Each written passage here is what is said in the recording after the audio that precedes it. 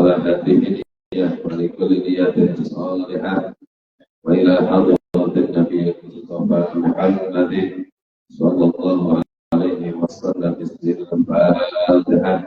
أعوذ بالله من الشيطان الرجيم. بسم الله الرحمن الرحيم. الحمد لله رب العالمين الرحمن الرحيم مالك يوم الدين إياك نعبد وإياك نستعين اهدنا الصراط المستقيم صراط الذين أنعمت عليهم غير المغضوب عليهم ولا الضالين آمين. Assalamualaikum warahmatullahi wabarakatuh. Alhamdulillah wa sekalian ala Rasulillah sallallahu alaihi wasallam wa ala alihi wa ashabihi ajma'in. Amma ba'du. Subhanaka la ilma lana illa ma 'allamtana innaka antal alimul hakim. Rabbi shrah li sadri wa yassir li amri wahlul 'uqdatam min lisani yafqahu qawli. Amma ba'd. Bapak jemaah salat subuh yang dirahmati Allah Subhanahu wa taala. Alhamdulillah di pagi hari yang cerah ini kita masih dibangunkan oleh Allah Subhanahu wa taala, diberikan umur panjang, diberikan sehat walafiat, dan terutama kita masih tetap diberikan iman dan Islam menjadi umat Rasulullah sallallahu alaihi wasallam. Bapak yang dirahmati Allah, kita lanjutkan, masih ingat materi yang 2 bulan, masih ingat sampai kemana kira-kira? Lupa ya. Terakhir kita simpulkan bahwa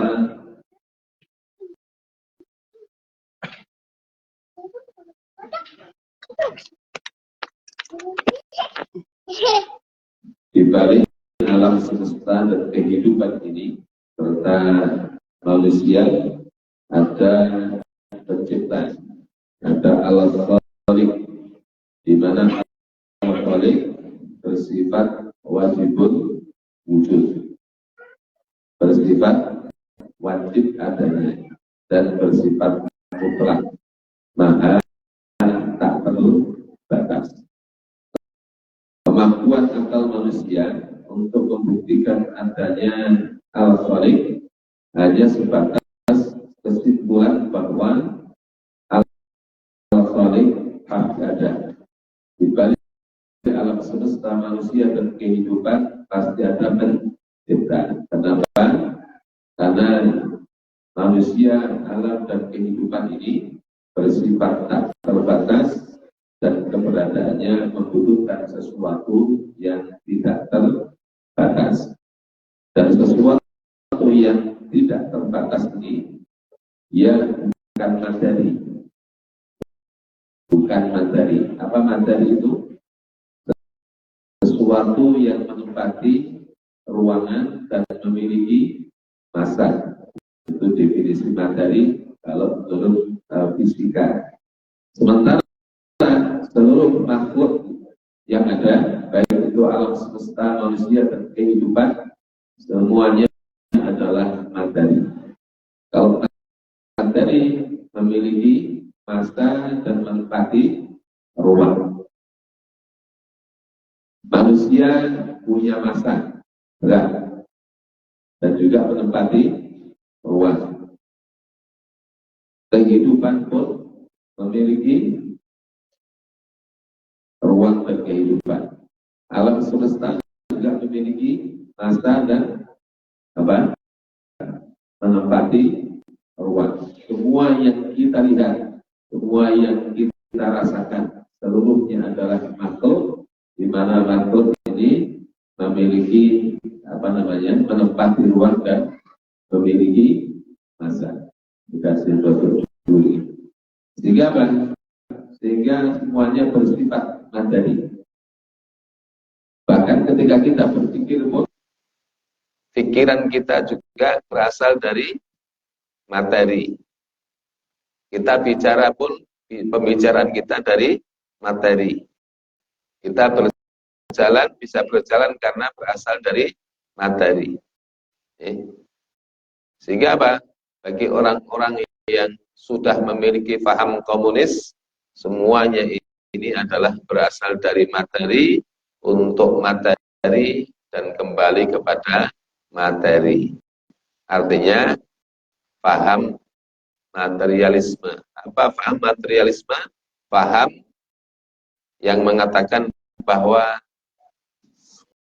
alam semesta, manusia dan kehidupan berasal dari materi. Hidup untuk materi, kembali kepada materi. Nah, karena hidup ini dari materi, berarti apa? Sang pencipta adalah materi itu sendiri. Karena berasal dari materi, hidup untuk materi, kembali kepada materi. Berarti apa? Tidak ada kehidupan setelah dunia. Jadi dunia adalah alam yang abadi. Itu paham materialisme yang menjadi fondasi daripada komunis, ateis. Oleh karena itu apa? Paham ini tentu kita tolak. Ya. Kita tolak. Kenapa? Karena alam semesta, manusia, dan kehidupan, betul, itu semuanya adalah materi, tetapi materi yang ada, yaitu berupa makhluk tadi itu, diciptakan oleh Zat yang maha tak terbatas.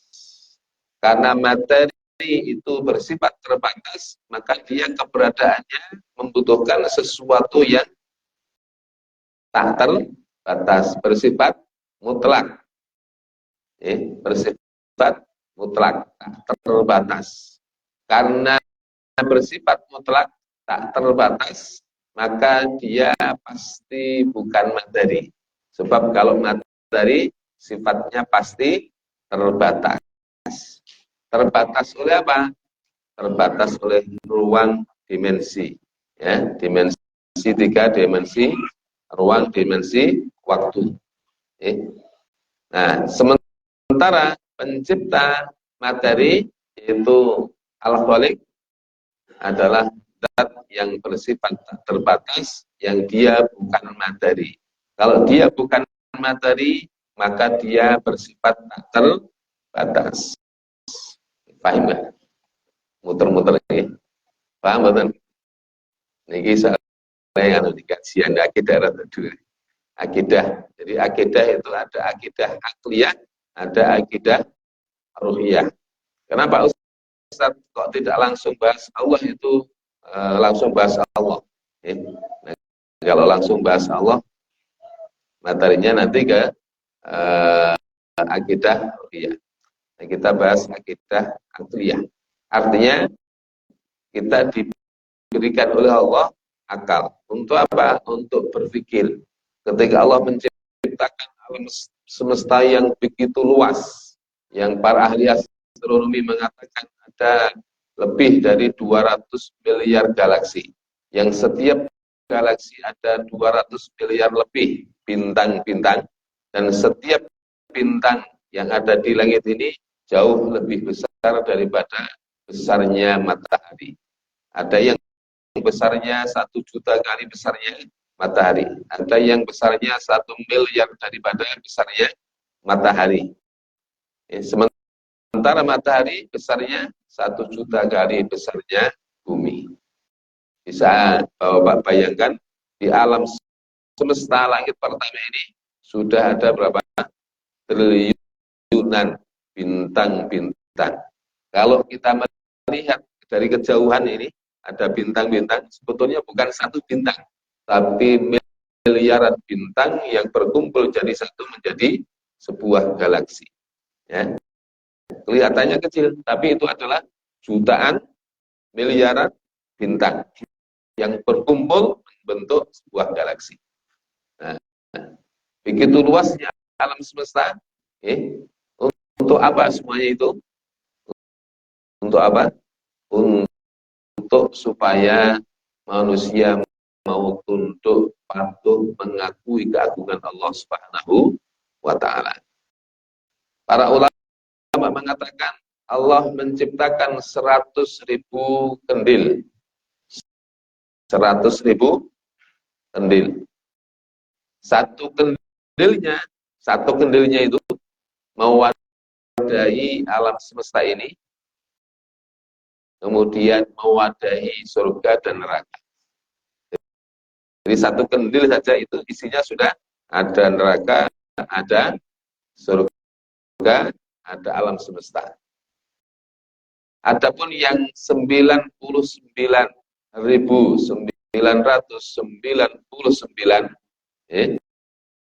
kendil, wallahu a'lam bishawab. Allah tidak menceritakan.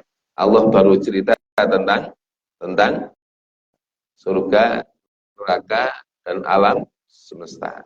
Allah menciptakan arsy-Nya, al-kursi, lauh mahfuz, dan sebagainya.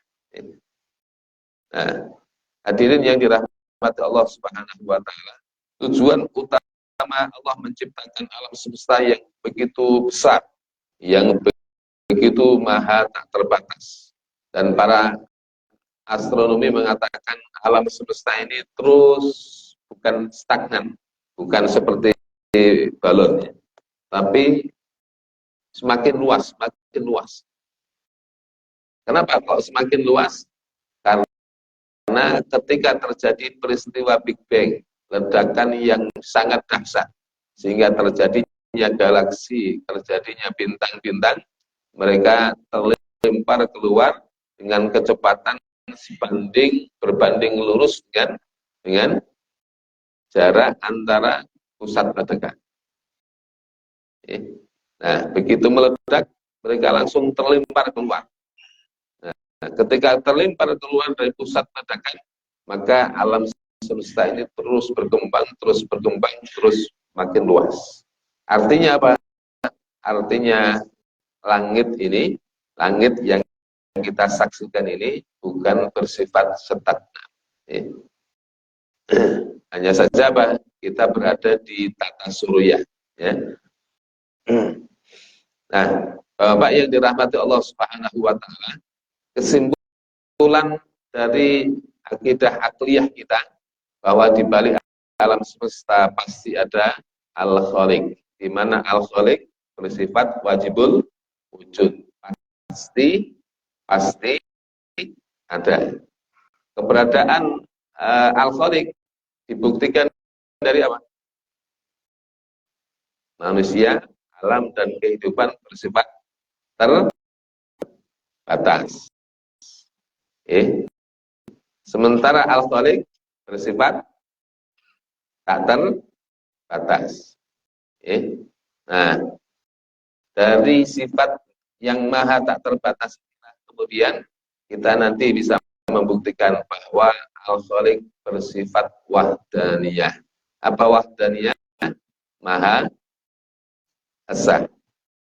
Coba buktikan dari dalil akliyah kita, dari logika kita, pastikan bahwa Tuhan pasti satu. Cara buktikan gimana? Kan kalau dalil Qur'annya kan sejelasnya, qul huwallahu ahad. Tapi kan itu pernyataan. Pernyataan itu apa? Pernyataan bisa bernilai salah, bisa bernilai benar. Tergantung apa? Satu, tergantung dalilnya atau tergantung faktanya. Umpamanya, saya Ustadz IMM. Buktinya apa? Buktinya apa? Ya. Buktinya apa? Satu, tinggalnya di Kuala, di musola, terus aktivitasnya ngajar di report. Nah, itu sudah bukti. Terus punya ID card. You know? Pak Amin, karyawan KPI. Buktinya apa? Buktinya apa? Punya ID card. Terus hari-hari kerjanya di 32 kan begitu. Terus si A sama si B suami istri, buktinya apa? Ada surat nikah. Kalau nggak ada surat nikah berarti apa? Jadi kumpul kebo kan begitu ya. Nah, ketika Al-Quran mengatakan qul huwallahu ahad, katakanlah Muhammad bahwa Allah itu Maha Esa, Allah itu satu, itu pernyataan. Nah, pernyataan harus dibuktikan. Pertanyaan saya, bagaimana cara membuktikan bahwa Tuhan itu pasti satu? Sana. Oh, jangan sampai nggak bisa. Ya kata Quran sih, Allah itu satu. Kata Quran, Allah itu satu. Nah, nanti kalau dikejar, kok percaya kalau Al-Quran apa? Kamu percaya sama Quran? Ya, Quran itu kan firman Allah. Nanti dikejar lagi. Bagaimana cara kamu membuktikan bahwa Al-Quran firman Allah? Bisa enggak? Ya, itu wilayah akidah. Ya, wilayah kita berpikir, dan dengan cara kita berpikir berlogika, kita pastikan bahwa Islam adalah agama yang benar. Sekarang kita buktikan dulu bahwa Al-Khaliq bersifat wahdaniyah. Gimana? Ya bisa? Nah, seandainya pengandian, seandainya Tuhan itu Al-Khaliq itu dua, kan tadi Al-Khaliq bersifat tak terbatas, maha mutlak. Sekarang seandainya Tuhan ada dua, Tuhan A, Tuhan B, ya? Tuhan A dan Tuhan B. Tuhan A berkata kepada Tuhan B, wahai Tuhan B, kamu sekarang istirahat saja. Istirahat, tidur, silakan. Mau nggak tidur, silakan. Urusan dunia, kehidupan dunia ini, biar saya yang atur, kata Tuhan A.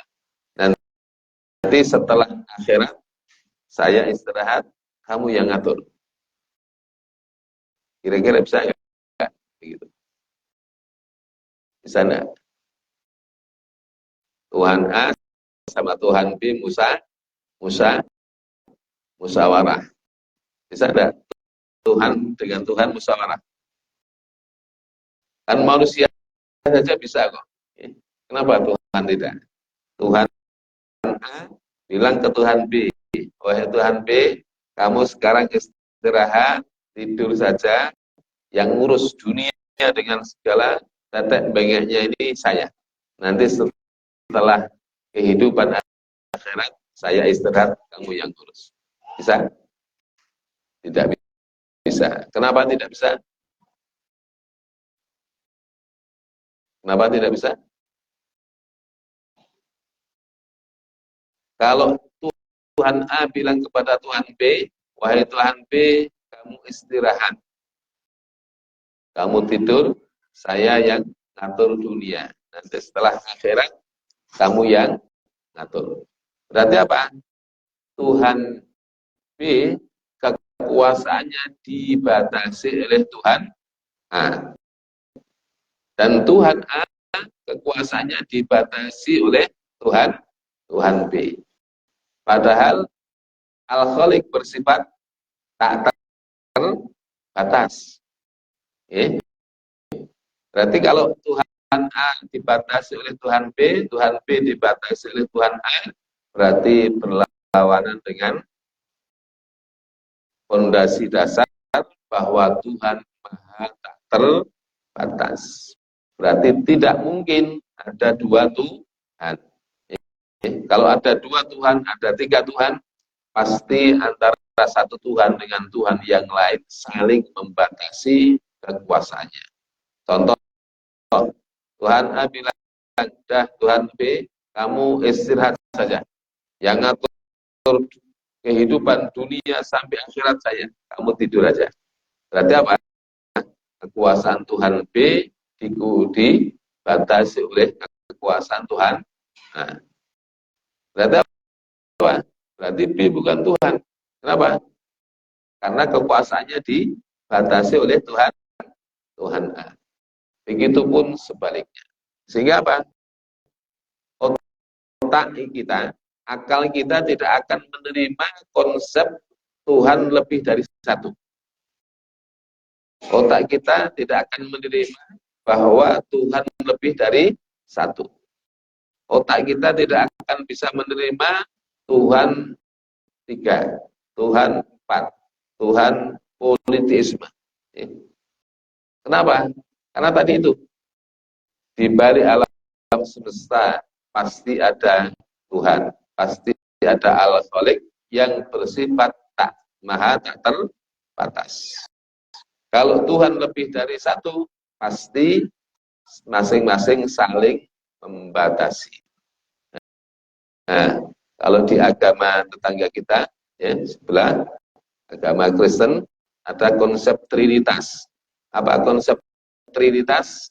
3 tapi 1, 1 tapi 3. 3 in 1, 1 in 3. Ya. Bisa dilogika enggak? 3 tapi 1, 1 tapi 3.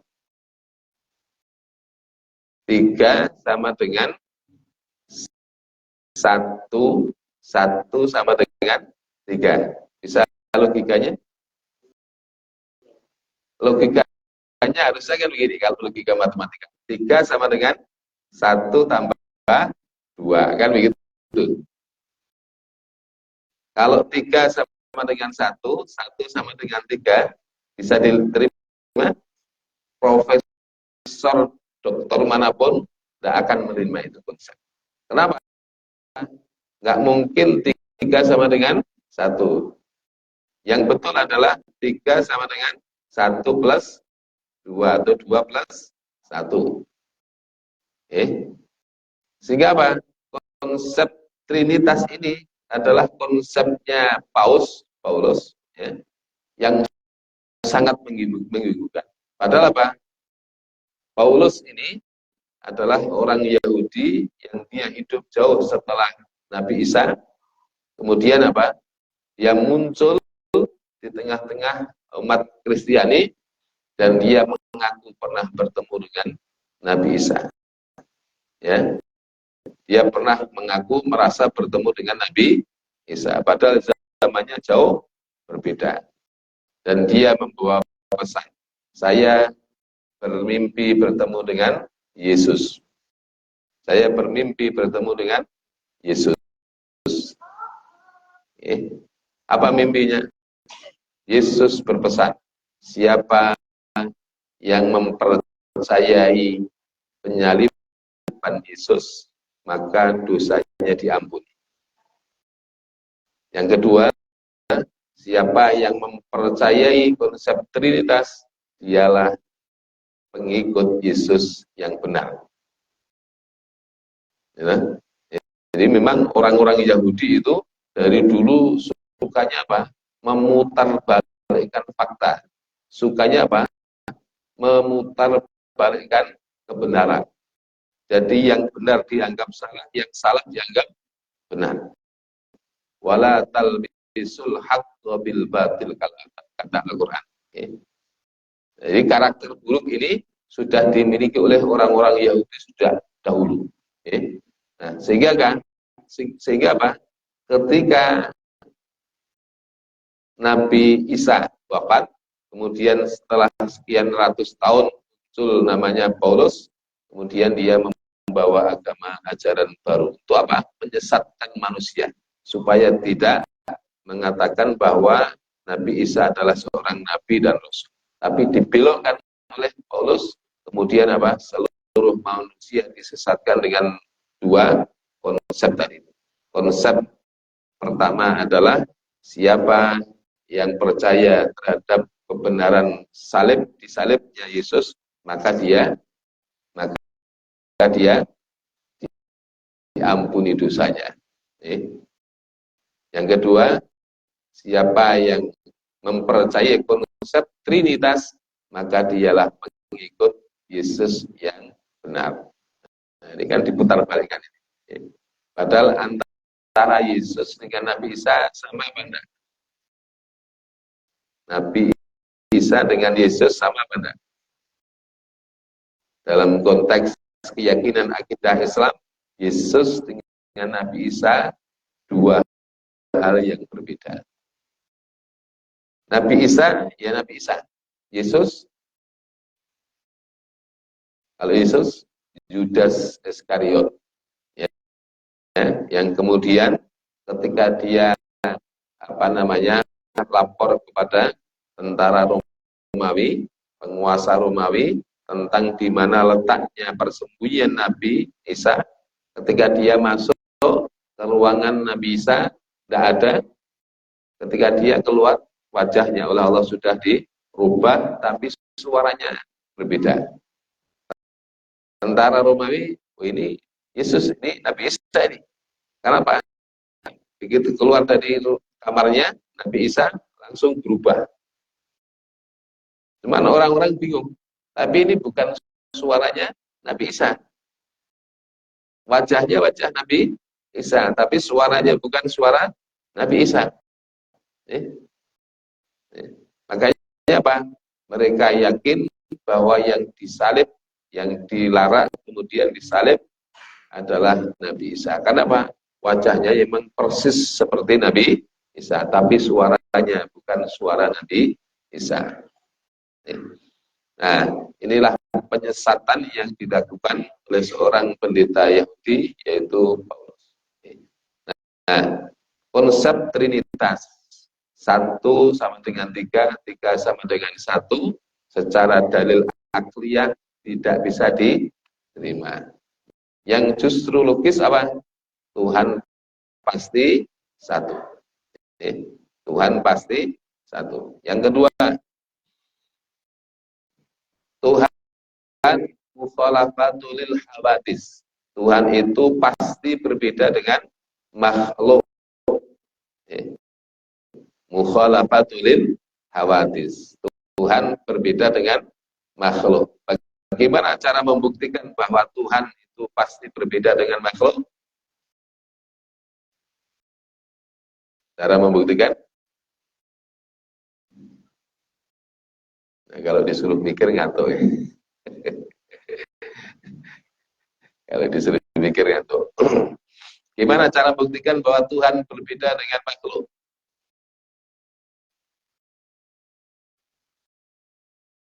Jangan bayangkan Tuhan itu seperti bayangan yang ada dalam pikiran kita.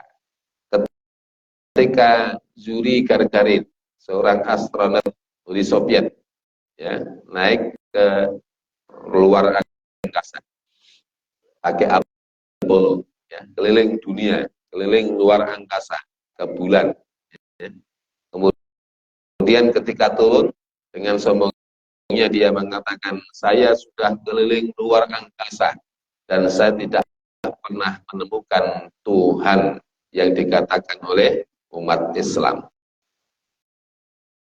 Bisa jadi apa yang ada dalam pikiran Yuri Gagarin, ya, astronot Soviet tahun 57, ketika dia naik ke angkasa pakai Apollo, dia benar. Kenapa? Karena yang ada dalam gambaran otak Yuri Gagarin yang disebut Tuhan adalah sesuatu yang visual, bentuknya visual. Visual itu apa? Sesuatu yang bisa digambarkan dengan otak manusia. Tuhan punya tangan, Tuhan punya kepala, Tuhan punya kaki. Ya kalau Tuhan itu seperti itu, enggak ada. Sampai dimanapun kita nggak akan pernah menemukan Tuhan seperti itu. Kenapa? Ya karena Tuhan berbeda dengan makhluk. Tuhan Tuhan bukan materi, bukan berbentuk visual.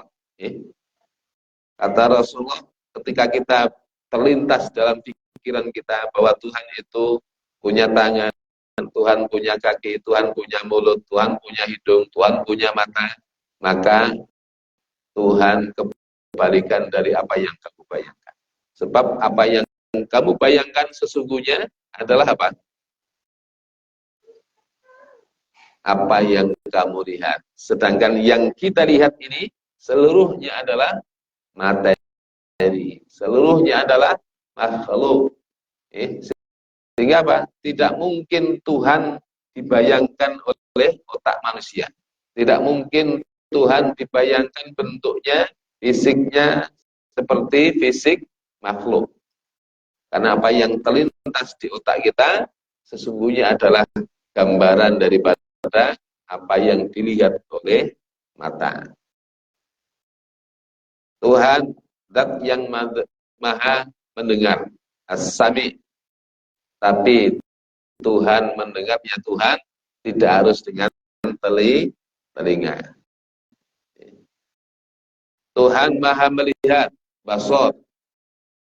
Tapi melihatnya Tuhan tidak harus dengan mata.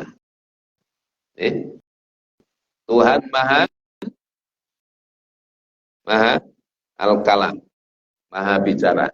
Tapi bicaranya Tuhan tidak harus dengan mulut. Nah, ketika kita mengatakan bahwa setiap sesuatu yang mendengar pakai telinga, setiap sesuatu yang berbicara pakai mulut, setiap sesuatu yang melihat pakai mata, karena apa? Yang digambarkan oleh tak kita, yang kita lihat adalah manusia. Manusia. Tumbuh-tumbuhan bicara enggak? Bicara. Cuman bicaranya Tuhan tidak seperti manusia. Bumi ini bicara enggak? Bumi, tanah yang kita injak ini bicara apa tidak? Bicara. Tapi bicaranya tanah, bicaranya bumi bukan seperti bicaranya manusia. Maka apa? Maka jangan bayangkan Tuhan ketika berbicara kepada manusia, berbicara kepada para malaikat, Tuhan punya mulut. Salah. Jangan bayangkan ketika Tuhan maha mendengar, maka maha mendengarnya Tuhan dengan telinga. Salah. Jangan bayangkan ketika Tuhan maha melihat, melihatnya Tuhan dengan mata. Itu juga salah. Tapi kita yakin Tuhan Al-Khaliq, maha as-sami, maha al-basar, maha al-kalam. Melihat, mendengar, bicara. Mengawasi dan sebagainya. Nah, karena Tuhan itu bukan materi, ya, dia bersifat non materi, berarti apa? Tuhan tidak menempati ruangan, Tuhan tidak menempati sesuatu. Kalau Tuhan menempati sesuatu berarti apa? Berarti Tuhan materi, karena sesuatu itu materi. Selain Tuhan adalah makhluk dan semua makhluk adalah materi.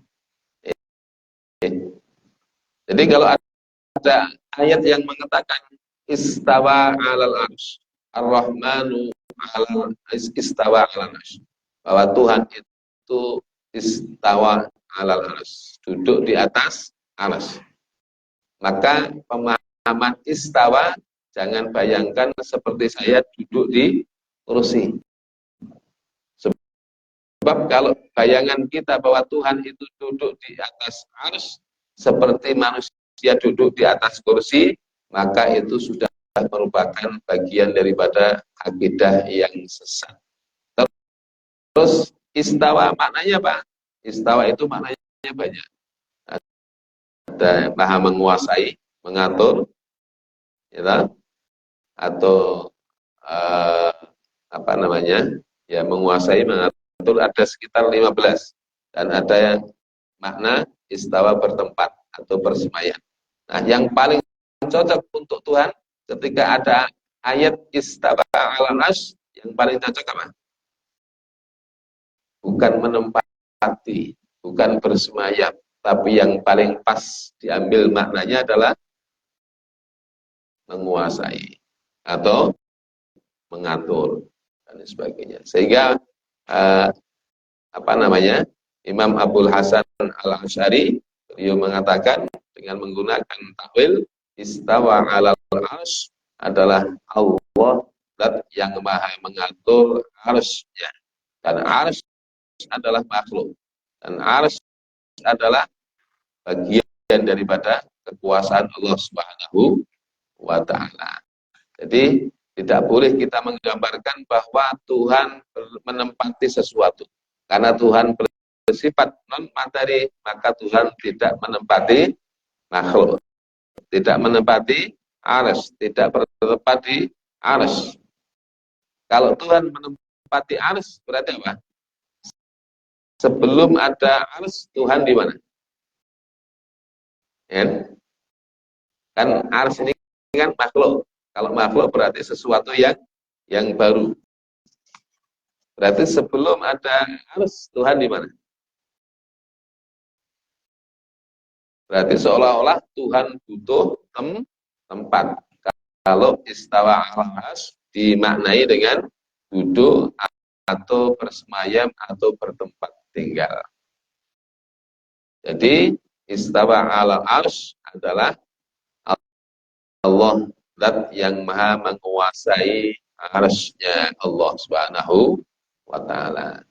Nah, karena Tuhan bukan materi, maka cara mendekati Tuhan bukan dengan materi. Cara takarub kepada Allah bukan dengan materi. Dengan apa? Dengan non materi juga. Apa non materi? Al-qalb. Al-qalb memang artinya jantung. Tapi yang dimaksud jantung di situ al-qalb bukan jantung dalam bentuk fisik, tapi apa? Tapi hati yang bersifat maknawiyah. Artinya apa? Artinya untuk mendekati Allah, takarub kepada Allah. Bukan hanya dengan sekedar pendekatan akal, bukan hanya sekedar pendekatan fisik kita. Saya dekat dengan Ustadz Luqman, Ustadz Ikram. Tapi apa?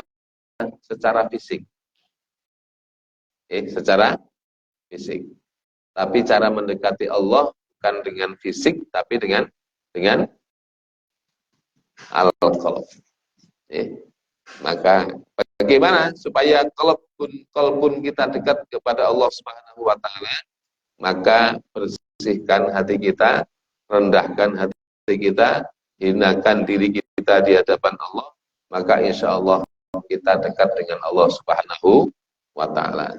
Semakin bersih hati kita, tidak ada sifat sombong, tidak ada sifat ujub, riya, sum'ah, hasud, iri, dengki, su'udon, hubbud dunya, maka insya Allah hati kita akan semakin dekat kepada Allah Subhanahu wa taala, karena zat al-khaliq bukan bersifat materi tetapi non materi. Oleh karena itu pendekatannya kepada Allah bukan dengan fisik jasmani kita, tapi dengan sesuatu yang bersifat non fisik, yaitu hati bimakna maknawiyah. Begitu. Ada pertanyaan? Pasti bingung ya.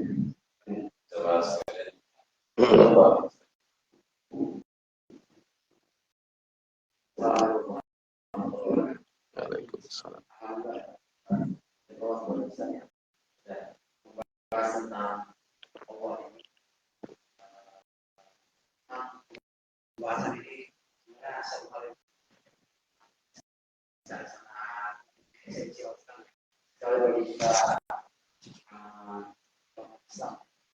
Maka agama-agama yang lain itu sekarang juga diperhatikan itu sekarang spiritual juga bahas hal-hal seperti ada istilah itu oneness menjadi weakness.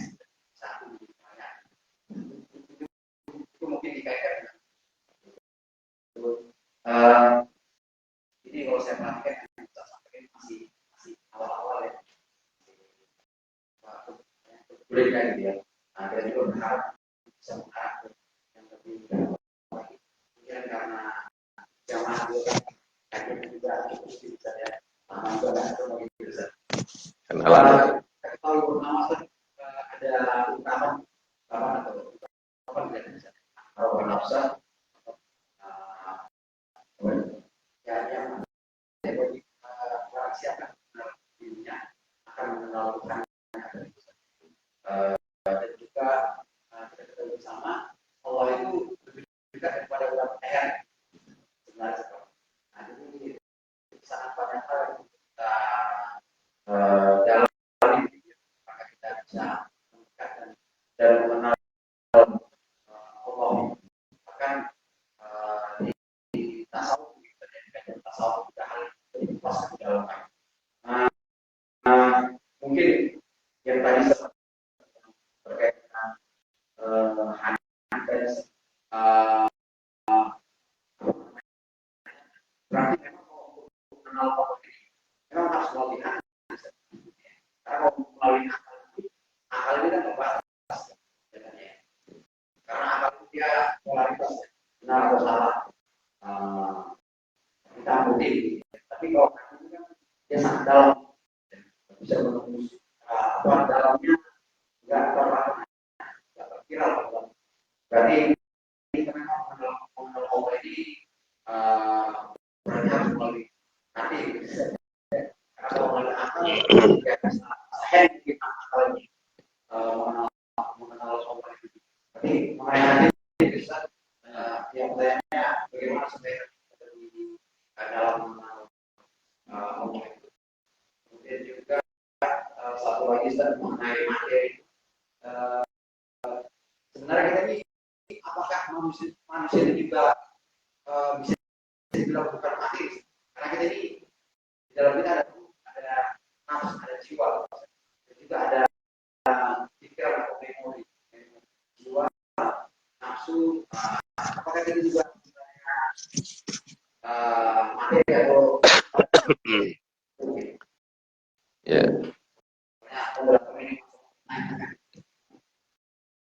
Ya, waktunya masih ada ya. Waktunya masih ada ya. Untuk makrifat kepada Allah memang harus diawali dengan akliyah. Nabiullah Ibrahim alaihissalam ketika beliau berada di dalam gua, setelah itu dia keluar, yang dia lihat adalah bintang. Ketika bintang diamati, kemudian tenggelam. Maka dia mengatakan, afala uhibbul afilin. Saya enggak suka dengan sesuatu yang tenggelam. Besoknya lagi lihat bulan. Ternyata bulan juga tenggelam. Kemudian besoknya lagi yang dia lihat matahari. Ternyata apa? Matahari sama, tenggelam juga. Kemudian apa? Dia mengatakan wajhiya lillati fataras samawati wal arda hanifan musliman wa ma ana minal musyrikin.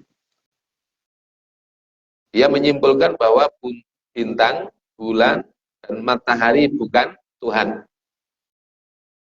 Nah, logika sederhananya Nabi Ibrahim waktu kecil, ini Tuhan, tapi kok tenggelam. Ya. Ini Tuhan, tapi kok tahu-tahu hilang. Ya. Nah, tetapi dia yakin bahwa di balik adanya bintang, bulan, dan matahari, serta alam semesta ini, pasti ada penciptanya. Ya. Makanya dia mengatakan wajahtu, aku hadapkan wajahku kepada zat yang menciptakan langit dan bumi hanifan. Ya. Dan saya percaya bahwa Tuhan itu hanya satu.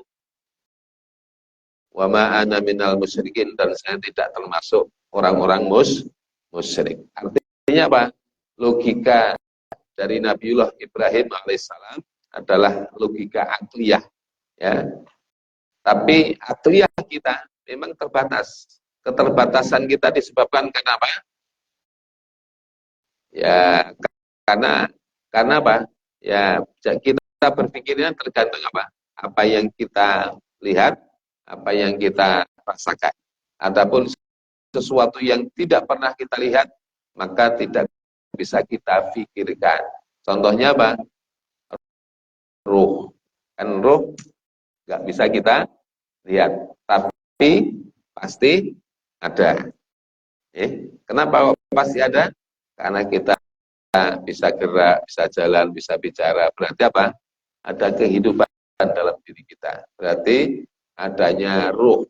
Nah, ruh ada dua. Ruh sirul hayah. Ruh sirul hayah, rahasia kehidupannya itu nyawa. Ada ar-ruh bimakna silah billah. Kesadaran membangun hubungan kepada Allah Subhanahu wa ta'ala. Nah, itu jadi diawali dengan apa? Diawali dengan akliyah. Tapi akliyah kalau tidak dibimbing oleh wahyu, tidak dibimbing oleh kitab dari Allah, maka pasti tidak akan menemukan kebenaran yang hakiki. Secerdas apapun seorang Aristoteles, secerdas apapun seorang Einstein, Albert Einstein yang menemukan teori relativitas, dia hanya menyimpulkan bahwa di balik alam semesta ada pencipta. Itu aja. Nah, untungnya Allah memberitahu kepada manusia bahwa pencipta alam semesta ini adalah saya. Anallahu la ilaha illa ana. Fa'budni wa aqimis sholata li. Untungnya Allah mengutus seorang nabi, seorang rasul yang membawa wahyu untuk disampaikan kepada manusia bahwa pencipta alam semesta adalah Allah Subhanahu wa ta'ala. Nah, itu akliyah. Jadi dalil akli untuk menilai ini benar atau salah. Tetapi untuk takarub kepada Allah, untuk mendekatkan diri kepada Allah, maka bukan dengan akal, tapi dengan apa? Dengan qalb. Karena Tuhan tadi bukan materi, maka pendekatannya pun bukan dengan materi, bukan dengan jasad, tapi dengan qalb. Qalb bimaknawiyah. Nah, bagaimana agar kita dekat kepada Tuhan, dekat kepada Allah? Itu tadi, satu, hilangkan kesombongan. Yang kedua, coba umpamanya nih ada gelas, terus gelas tadi saya tuangkan air. Airnya bisa masuk ke dalam gelas dengan syarat apa? Satu, gelasnya kosong. Yang kedua, tidak ada tutupnya. Yang ketiga, posisi gelas harus lebih bawah daripada botol air. Kalau gelasnya lebih tinggi, masuk enggak? Enggak masuk. Artinya apa? Artinya orang yang sombong.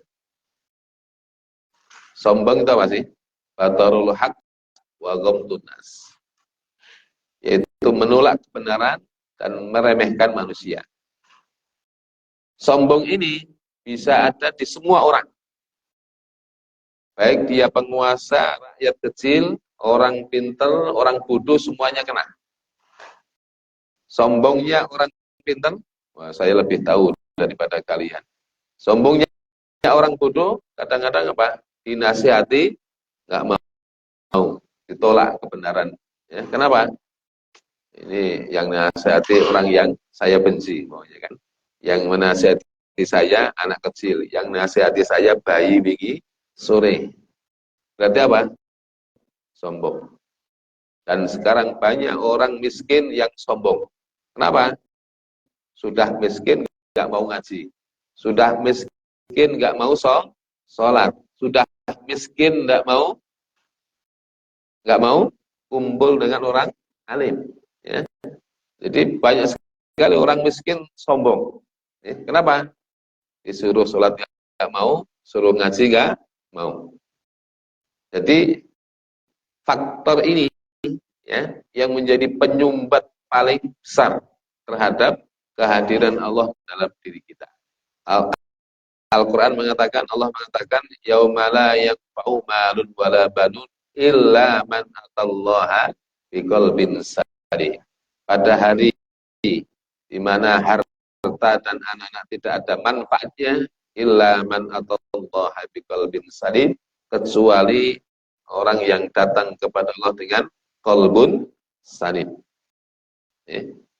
Qalbun salim itu apa? Hati yang bersih, hati yang selamat dari penyakit-penyakit hati, baik dari itu sombong, kemudian ujub, kemudian riya, sum'ah, hasud, dengki, dendam, apalagi su'udon, kemudian apalagi hubbud dunya. Nanti di surga kita bisa melihat zatnya Allah. Kenapa? Karena di surga sudah tidak ada lagi orang sombong, sudah enggak ada lagi orang ujub, riya, sum'ah, sudah penyakit itu sudah bersih. Ya. Makanya apa? Kata Rasulullah, nanti di surga kita bisa melihat Tuhan sebagaimana kalian melihat bulan purnama. Nah, kenapa bisa melihat? Karena tidak ada lagi hijab antara kita dengan Allah Subhanahu wa ta'ala. Sementara di dunia ini ruh kita terhalang oleh jasad kita, terhijab oleh nafsu kita. Nah, nafsu inilah yang menjadikan hijab sehingga kita tidak mampu melihat alam malakut. Ya, nafsu inilah yang kemudian kita jauh dari Allah, dan nafsu inilah yang kemudian ketika kita beribadah tidak bisa merasakan nikmatnya beribadah, ketika kita sholat tidak merasakan nikmatnya khusyuk kepada Allah, disebabkan masih ada kotornya jiwa. Tapi hidup perlu nafsu. Satu saat Nabiullah Sulaiman bilang kepada Allah, ya Allah,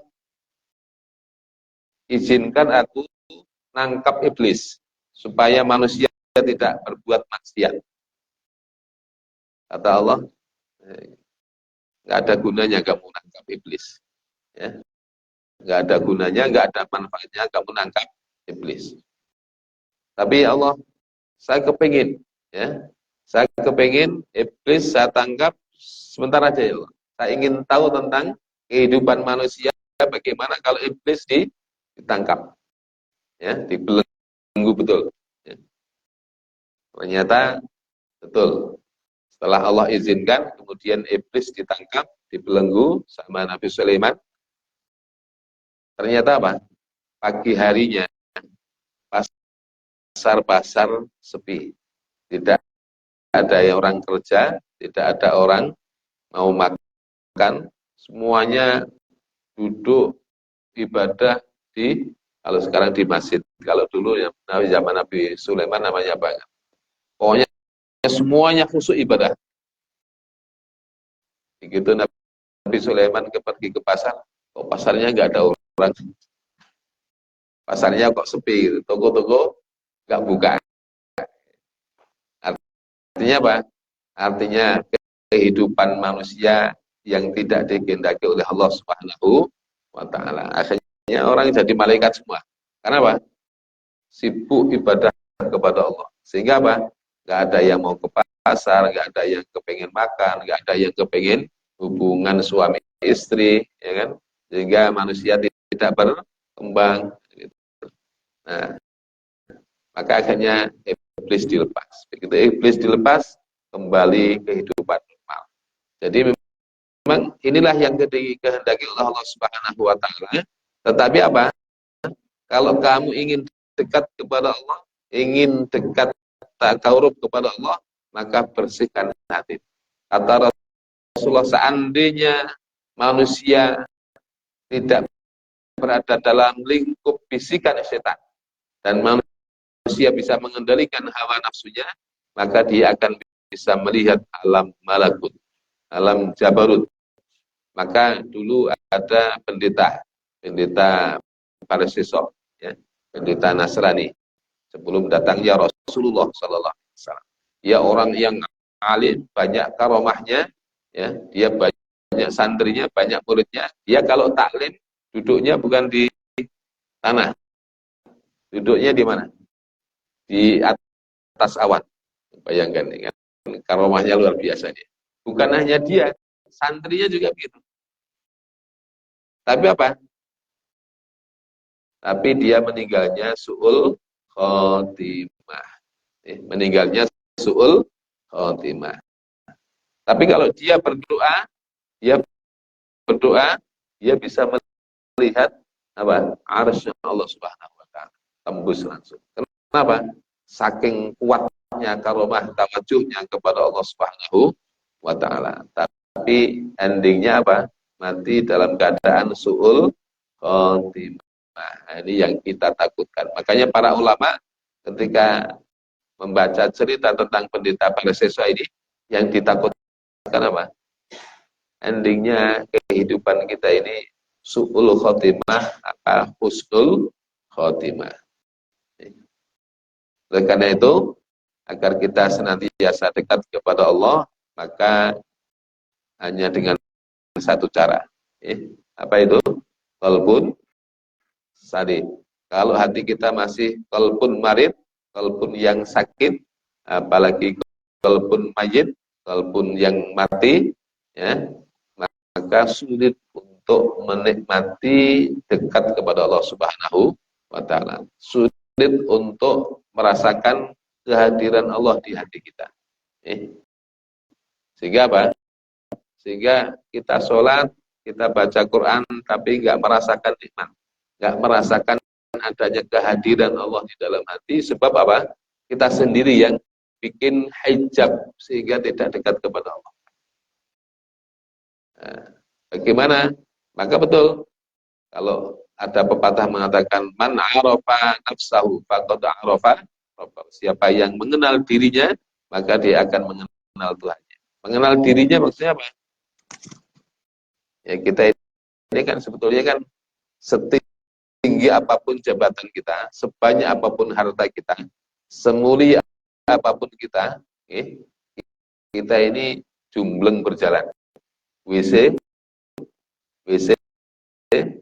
berjalan, ya kan? Kemana-mana kita bawa kotoran, tidur bawa kotoran, ke kantor bawa kotoran, ke masjid bawa kotoran, yang keluar dari telinga kotoran, yang keluar dari mata kotoran, yang keluar dari mulut kotoran apa enggak?